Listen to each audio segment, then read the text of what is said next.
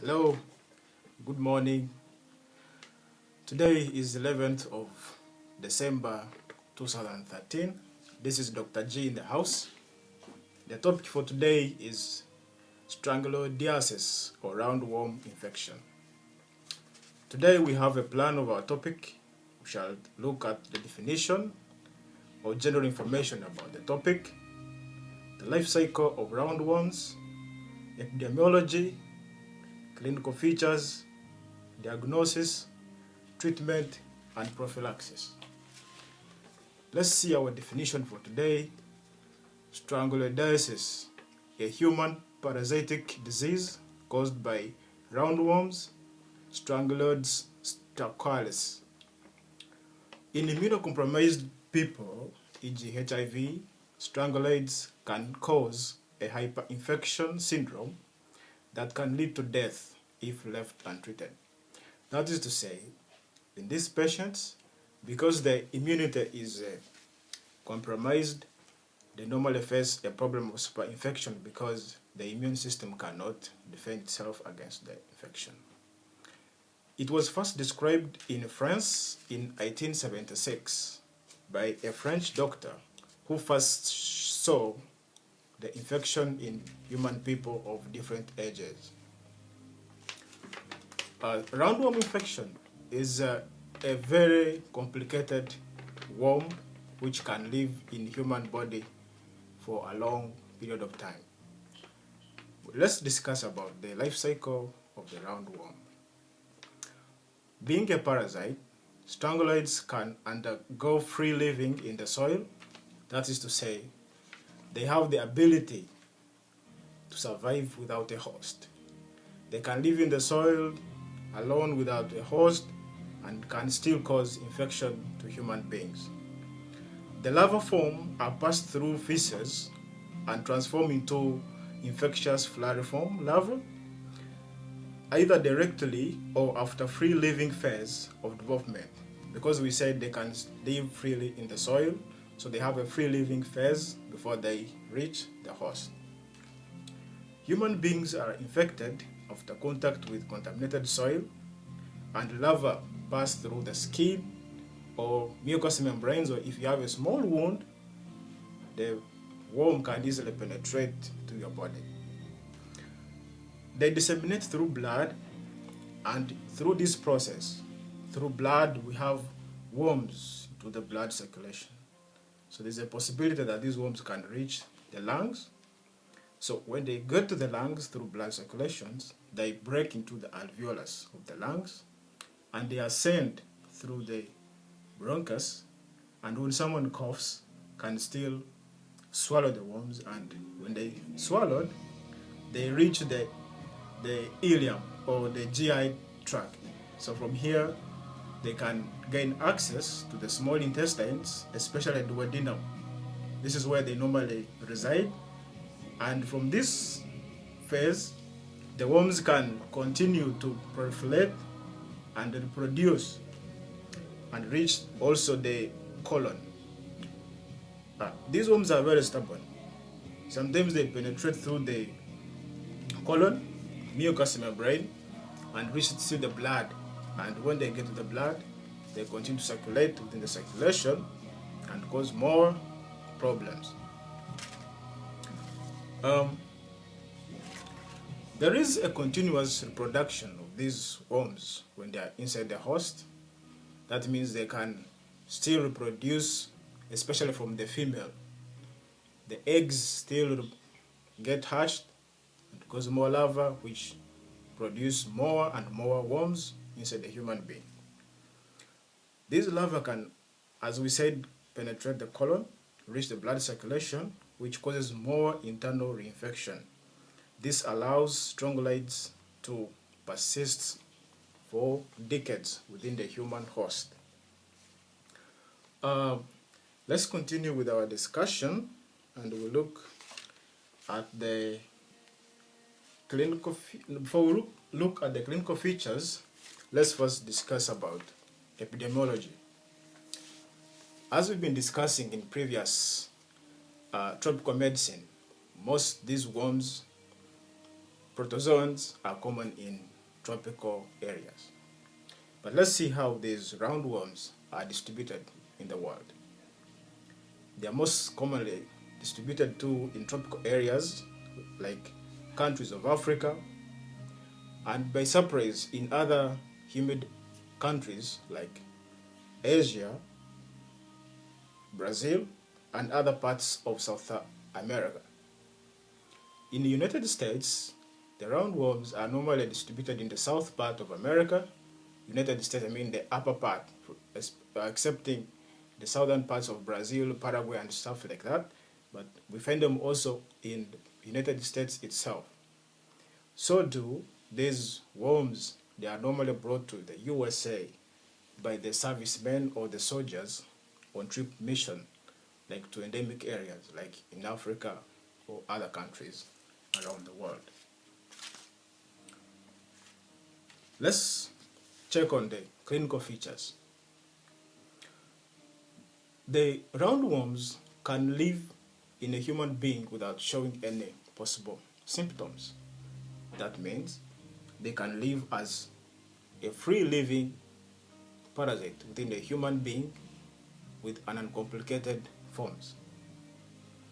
Patients normally present with an asymptomatic, so by accident, by doing stool culture, we can observe the worms. So, in mild forms, we normally observe mild abdominal symptoms, especially discomfort. Discomfort can be described as mild epigastric pain, especially when they involve the duodenum or duodenojejunum part. And from this affection, the pain can be like ulcer. A patient will describe the pain as after eating or before eating, but the difference between the pain of ulcer and roundworm infection is that the peptic ulcer pain is evolved or exacerbated by eating food. Also, we see in patients, they normally complain of eruption in the skin.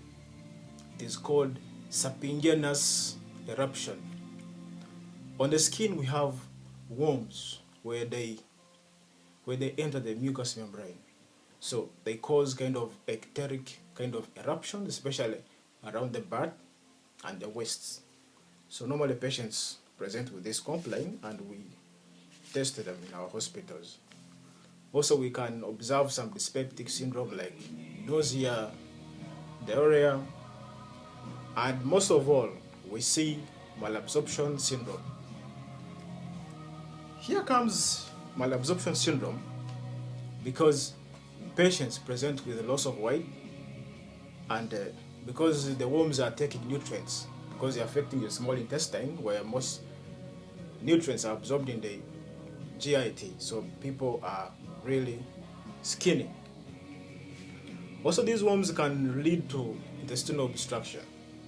This is a common complication in our operation room where patients come with obstruction of small intestines due to worms. So we normally get them out and the patient gets better. As we discussed, these worms, they reach the lungs, pulmonary, so we suspect pulmonary symptoms like cough, discomfort in the chest, and most of all, it's common in complicated or disseminated phases of roundworm infection in immunocompromised patients. It can be confused to be like TB or cancer or any other problem. So, about superinfection, this one we finished. In immunocompromised patients like HIV, people receiving steroids and the cancer treatment, chemotherapy, it's common. These worms can affect the central nervous system when they penetrate the blood-brain barrier. So we normally find symptoms of the nervous system like depression, agitation, confusion, and anxiety. These worms are so stubborn because they penetrate the mucous membrane. So there is a possibility of breaking down the mucus, so the microflora or the bacteria within the human organism can gain effect and reach the blood. So we see normally in our patients signs of bacteremia and signs of localized or disseminated sepsis due to these worms. Also in the blood we can see eosinophilia is prominent. So sometimes we can be mixed with other allergic reactions like bronchial asthma, where we have eosinophils as predominating cells in the blood. Let's check on diagnostic measures of strangulites or roundworms. The most important material to examine in our laboratory is stool. Fresh stool is examined where we can see the large worms of the size about 250 micrometers long with a short buccal cavity like a proboscis where they attach to the mucus so where they can suck out the nutrients. In uncomplicated infections, few larvae can be passing stool, so there is a possible misdiagnosis or missing out. So we need as much more stool collections to get more diagnostic measures for these worms. Also, there's a new diagnostic measure called agar plate detection. It is 99% sensitive to these worms, so we get the stool and observe. So we normally, even if in an uncomplicated form, we can get these worms in our stool culture. Also, we have developed a method of ELISA test. So we examine or we observe the antigens and antibodies of strangulites or roundworms. In this case, normally for patients in immunocompromised, it's the best method of diagnostic, because in the previous stool and epigar, we may miss out the worms because these people, the immune system is very low, so antibodies they can be missed. So the ELISA test helps us to get the picture of roundworms. Also, pulmonary symptoms. We can examine sputum, bronchial leakage, and other fluids from parts of the body. My dear friends, let's now look at the treatment and prophylaxis of roundworms. To treat a pathogen, you must understand its causative pathways to the organism. We said these worms pass through contaminated soil to human beings. So we can think about prevention being better than cure. So here we can do routine examination of our people who come to the hospital. First of all, we can do individual testing, stool culturing, and in hospitals, especially for patients in endemic or returning from endemic areas, like tourists or soldiers on the troop mission. Treatment of choice, we have drugs. We can give tablets ivermectin, 250 milligrams per kilograms daily for 2 days. That dose can be effective in the treatment of complicated and uncomplicated forms of roundworms. Also in disseminated forms, we can use ivermectin for at least 7 days. This helps to eradicate the parasites from the body. Also, we have albendazole tablets, 400 milligrams daily for 3 days. But using ivermectin tablets, it's more effective than albendazole alone. So the treatment of choice will be ivermectin tablets. Prophylaxis depends on the pathway of the pathogen to the organism. So let's look at hygiene.